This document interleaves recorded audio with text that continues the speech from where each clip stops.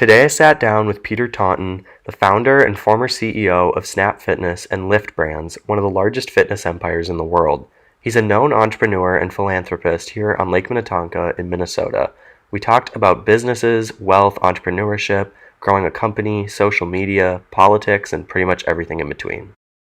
We're going to have a discussion about entrepreneurship today and a few years ago and how that varies with social media. And so the first question is, what motivated you to succeed in business? Boy, what motivated me? At a really early age, I had an experience, number one, watching my father go to work. Yeah. And I saw just from cause and effect that hard work, if done right, in the right place or the right channel, can yield a positive result, meaning you can make money. And when you have money, it affords you luxuries and flexibility in life, right? Financial freedom. We talk about it all the time.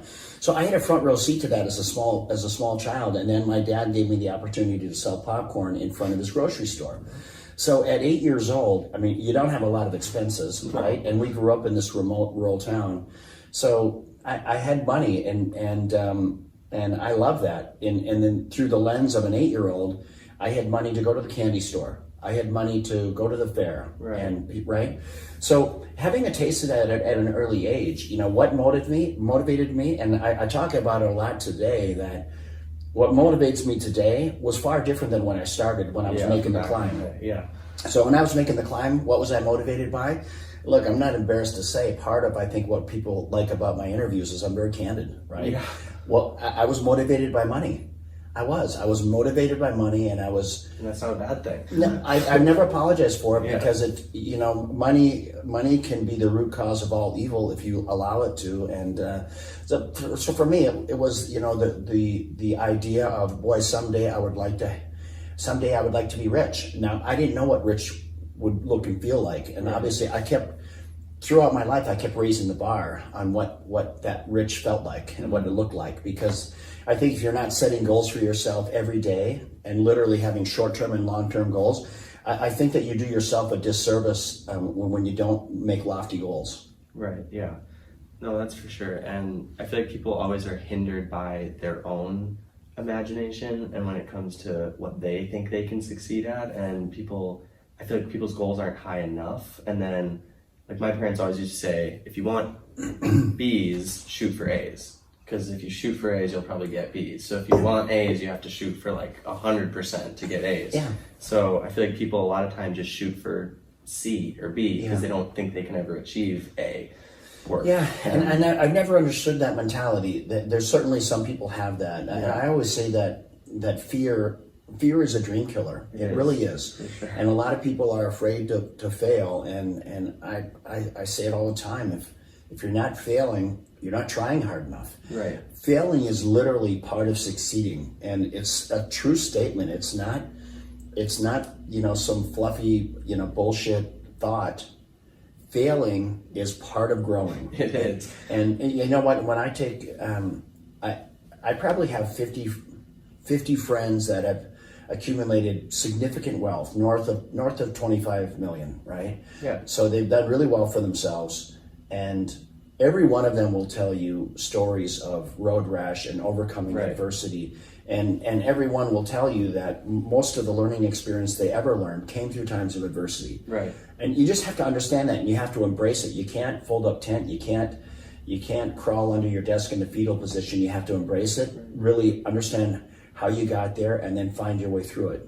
Yeah, I definitely agree that a lot of times people let fear just shut them down when they might have a good idea, but then the first one doesn't succeed, so then they think, oh, well, I can't succeed at anything. Yeah. I think for young entrepreneurs, especially in this day and age with social media and the constant backlash you can receive from one post can ruin a company in a sense, people are almost scared to try because they're scared of the backlash or the possible, political correctness of everything. And it's like, I feel like if you say something and you mess up, and I see companies do it all the time, like CrossFit just recently with the Black Lives Matter movement, and they said something that people didn't like, and people canceled them, and the CEO came out and was like, well, I made a mistake. Like, you're going to cancel our company because of one sentence I said on Twitter.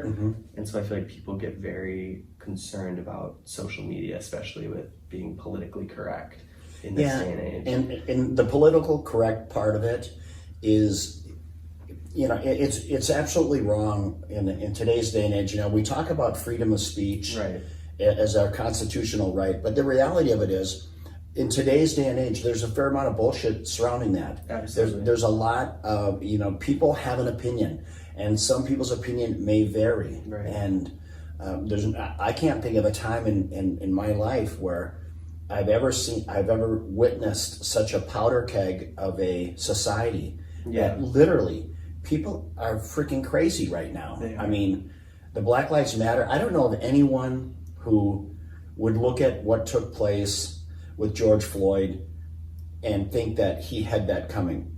Absolutely, complete police brutality. Absolutely. And I don't know of anyone that would not say, that. he flat out murdered him. So you have that. You can check that box. The other box to check is, we've gone too far. Do we need to do something with our police force, with our law enforcement? That putting on a badge does not give you specific rights over and above. You know what? You can't shoot someone. I mean, there's a lot of things that need to be corrected, and I think everyone can agree with that. But the idea that police are bad, the idea of refunding or defunding the police department, you can't let the inmates run the asylum. Right. Do you know what I mean? Yeah.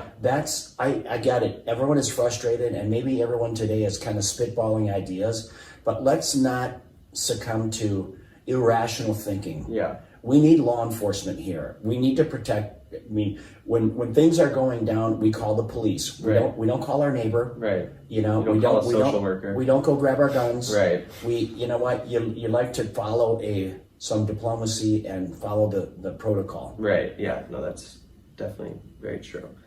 So the next question is, do you think social media makes it easier for young entrepreneurs to start a brand or company, or do you think it adds more problems and liabilities in this day and age?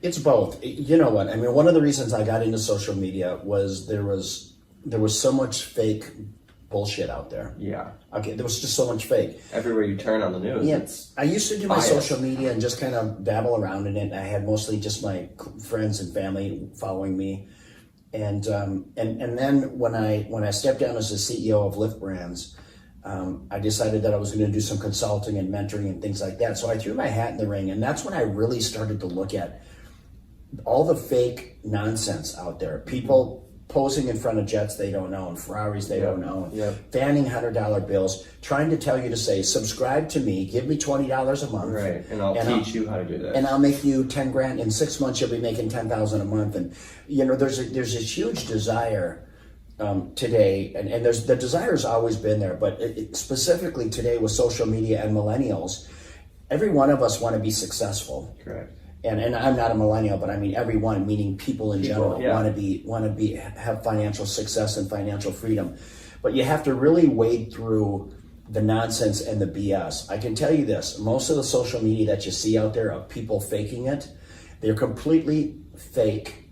Their life isn't real. The lifestyle they're portraying is not real. And I tell you what, I'm embarrassed to say I have a lot of friends that fall in that category. Yep.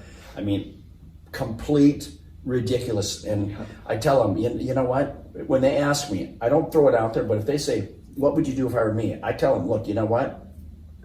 You are living a lifestyle that your income doesn't support. Right.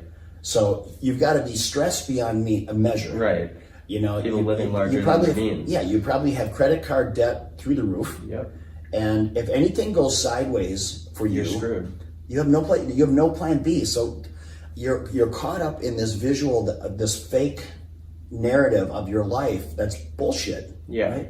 Absolutely. So you got to get over yourself and really come up with a plan. And it's not that you can't live the lifestyle that you want, but let's put a plan in place to get you there. Yeah. That really is block and tackling of certain hurdles that life throws at you financially and mentally, physically. Let's create that roadmap for you. And then if things go sideways, it's not like you fall back to zero. You have these safety nets along the way. Yeah.